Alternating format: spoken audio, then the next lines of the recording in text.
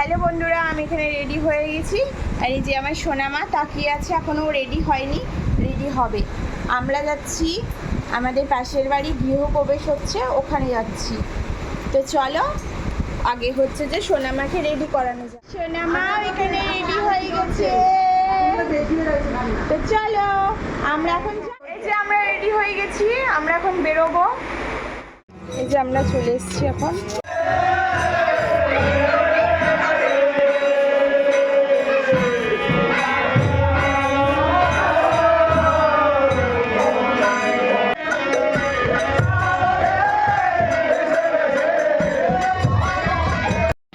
এই যে বন্ধুরা, আমরা এখন খেতে বসে পড়েছি সবাই মিলে একসাথে।